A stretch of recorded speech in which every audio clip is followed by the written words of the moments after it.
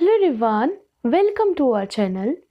आज हम जिस सोशोलॉजिस्ट के बारे में पढ़ने वाले हैं उनकी थ्योरीज इतनी ज़्यादा इफ़ेक्टेड थी, इतनी ज़्यादा इफ़ेक्टिव वे में उन्होंने चीज़ों को लिखा कि उनको क्लासिकल सोशोलॉजिस्ट में दर्जा मिला।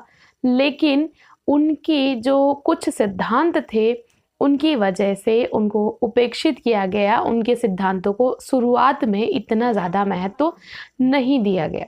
तो वो समाजशास्त्री हैं इटली के समाजशास्त्री विल्फ्रेडो परेटो।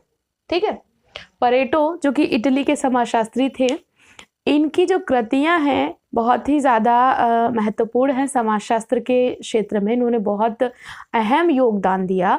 लेकिन इनका जो एक सिद्धांत था अभिजात वर्ग का परिभ्रमण सिद्धांत, इसको कुछ समाजशास्त्रियों ने इसको गलत वे में ले लिया कि ये फासीवाद को प्रोत्साहित करते हैं, उसको बढ़ावा देने का काम करते हैं।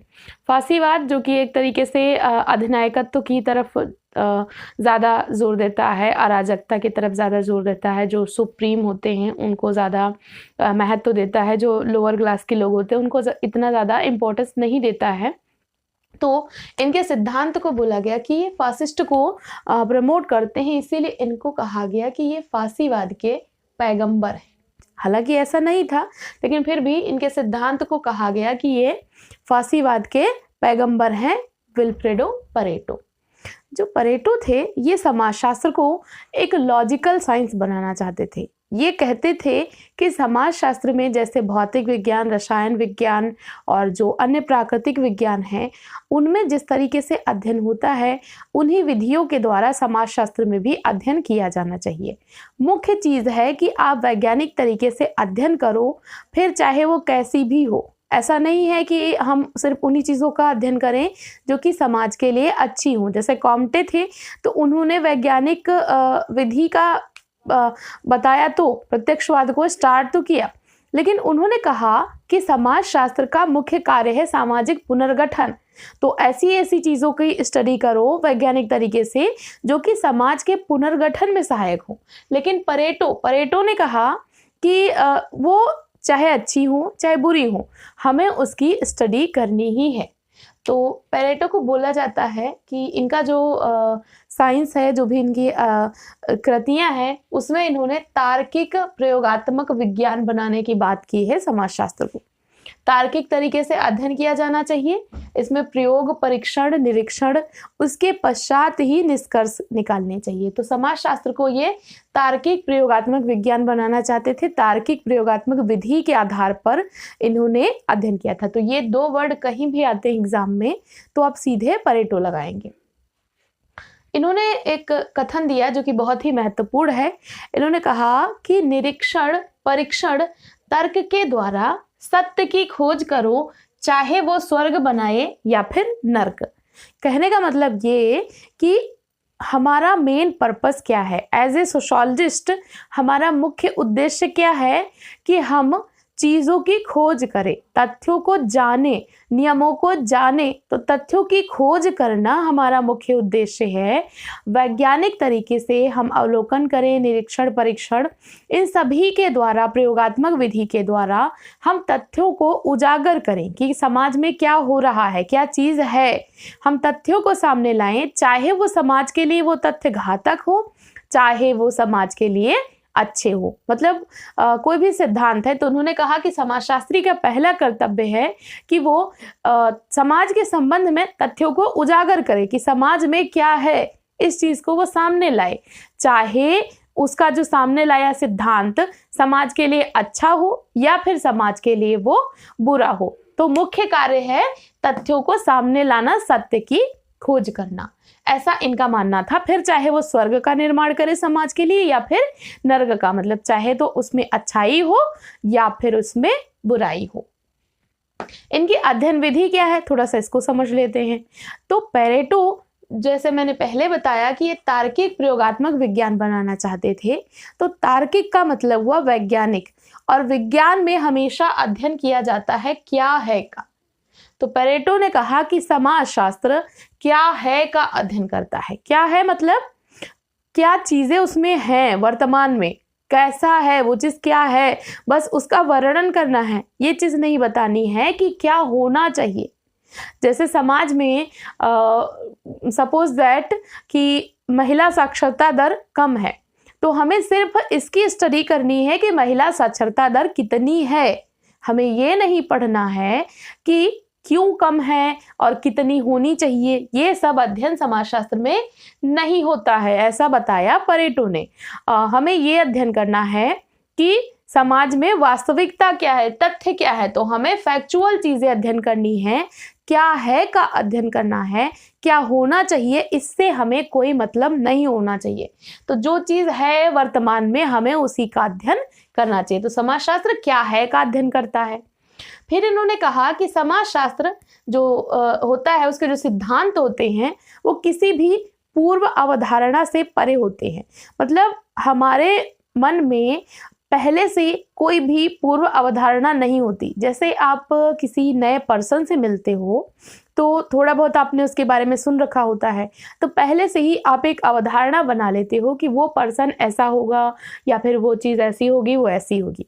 अब हमारे मन में पहले से ही जैसे कि कोई अवधारणा बन गई कि जो पश्चिमी देश के लोग होते हैं या जो यूरोप के लोग होते हैं वो अच्छे नहीं होते हैं या फिर वो बहुत अच्छे होते हैं, या फिर हमने किसी धर्म विशेष के बारे में पहले से ही अवधारणा बना ली कि वो धर्म के लोग ऐसे होते हैं या उस संप्रदाय के लोग ऐसे होते हैं। तो ये पूर्व अवधारणा कहलाती है।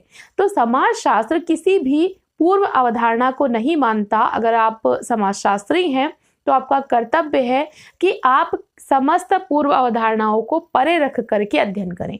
आपके मन में बिल्कुल कुछ नहीं होना चाहिए, बिल्कुल ब्लैंक माइंड से आपको स्टडी करनी है। जो भी आपको जैसे भी जो चीज़ दिखाई दे रही है उसका वैसे ही वर्णन कर देना है। तो किसी भी पूर्व अवधारणा से परे होते हैं समाजशास्त्र के सिद्धांत। और बताया इन्होंने कि समाजशास्त्र गुणात्मक के बजाय संख्यात्मक तथ्यों को प्राथमिकता देता है। अगर हम गुणात्मक तथ्यों का अध्ययन करेंगे तो वो फिर विज्ञान की श्रेणी में नहीं आएगा।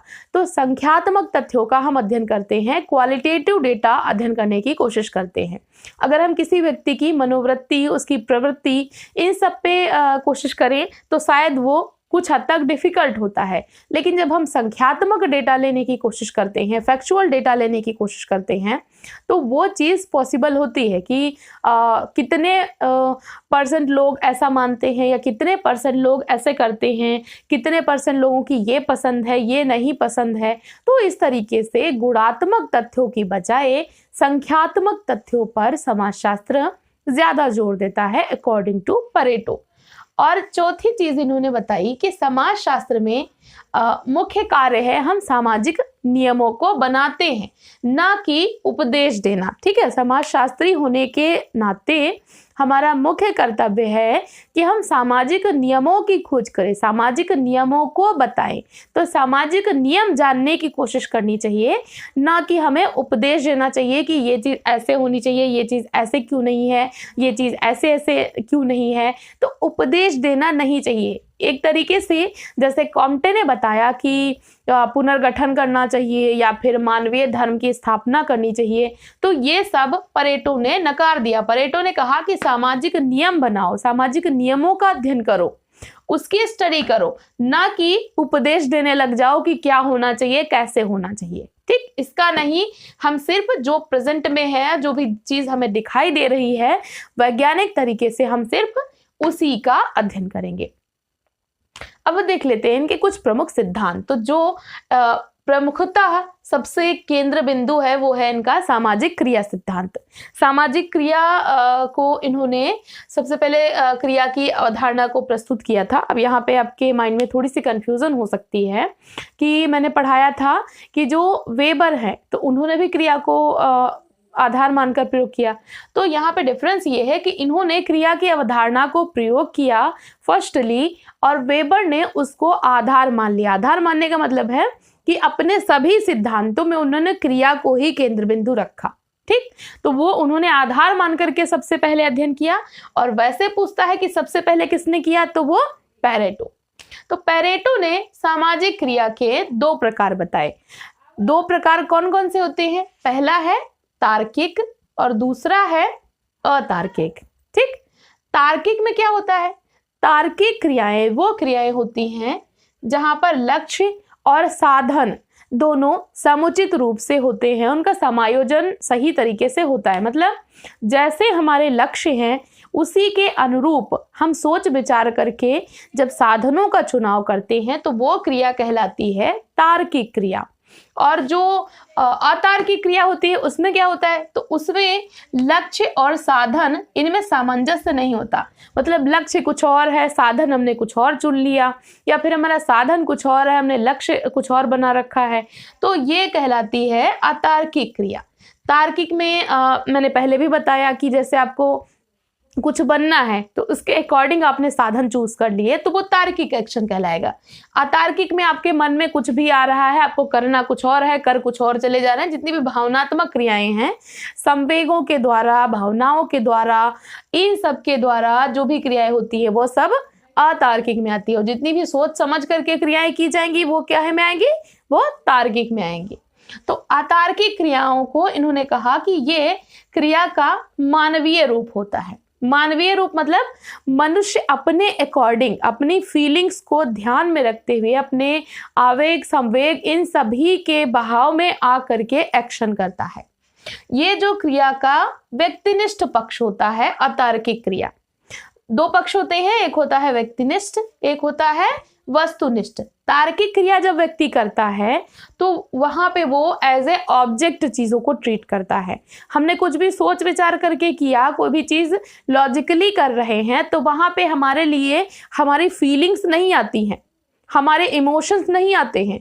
वहां पे हम बस ये देखते हैं कि जो हमारा लक्ष्य है उसके अनुरूप साधन है या नहीं है। यदि हमारे लक्ष्य के अनुरूप साधन होते हैं तो हम उस चीज को करते हैं, तो वहां पर वो चीज हमारे लिए एज ए ऑब्जेक्ट होती है। तो ये जो क्रिया का रूप है तार्किक क्रिया, तार्किक क्रिया में क्रिया का रूप वस्तुनिष्ठ होता है, एज ए ऑब्जेक्ट, और यही क्रिया का वास्तविक रूप होता है। ठीक है, वास्तविकता में यही रूप होता है। लेकिन व्यक्ति अपने अकॉर्डिंग भी एक्शन लेता है कि उसके मन में कोई आवेग, संवेग कुछ भी आ रहे हैं तो ये सारा कुछ उसके मानवीय रूपों में आएगा और इसको कहते हैं व्यक्तिनिष्ठ, कि उसने अपने अकॉर्डिंग एक्शन लिया। अब समाजशास्त्र में अध्ययन किन चीजों का होता है? तो चूंकि ये तार्किक प्रयोगात्मक विधि को बहुत ज्यादा महत्व देते हैं, इसीलिए इन्होंने कहा कि समाजशास्त्र अतार्किक क्रियाओं का तार्किक अध्ययन करता है। ठीक है, तार्किक क्रियाओं का तो सिद्ध है कि उनमें हम लक्ष्य और साधनों में सामंजस्य होता है, वो तार्किक क्रियाएं कहलाती हैं, उनका तो क्लियर है। बट समाजशास्त्र में अध्ययन किसका किया जाएगा? अतार्किक का, कि मनुष्य आखिर किन आवेग, किन संवेग, कौन से इमोशंस, कौन सी फीलिंग्स जिनके वशीभूत होकर के वो एक्शन लेता है।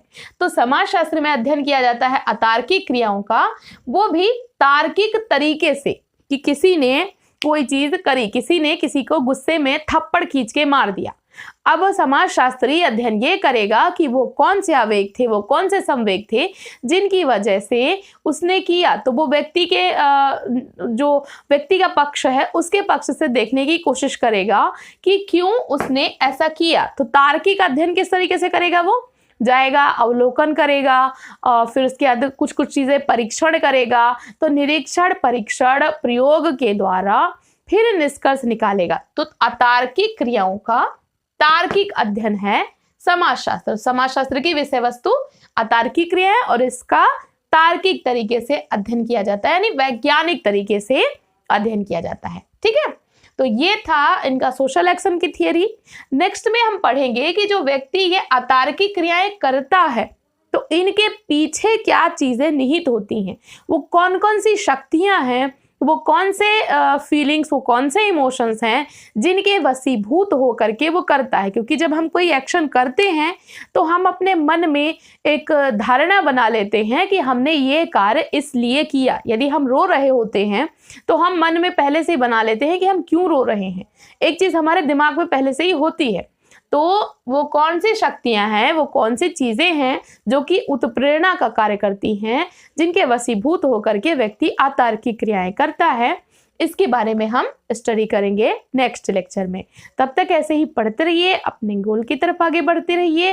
एंड हाँ, ये वीडियो के साथ साथ आप अपने नोट्स बनाते चलिए। जितनी देर आप इस पे दे रहे हैं, कम से कम उतनी ही देर आप सेल्फ से खुद से सोचिए कि आपने आज के लेक्चर से क्या सीखा। उसके बाद जो आपको नोट्स भेजे जा रहे हैं, उन नोट्स को एक बार देख लीजिए और फिर अपने खुद के नोट्स प्रिपेयर करिए। डेली आप 1 घंटा खुद के नोट्स पे देंगे ही देंगे, और ये लेक्चर पढ़ेंगे और जो नोट्स हैं रिवीजन के लिए वो भी पढ़ेंगे। तो आपको डेली क्या करना है, पढ़ना है प्लस रिवीजन करना है प्लस प्रैक्टिस करनी है। तब तक के लिए ऐसे ही पढ़ते रहिए, अपने गोल की तरफ आगे बढ़ते रहिए। वीडियो देखने के लिए थैंक यू सो मच।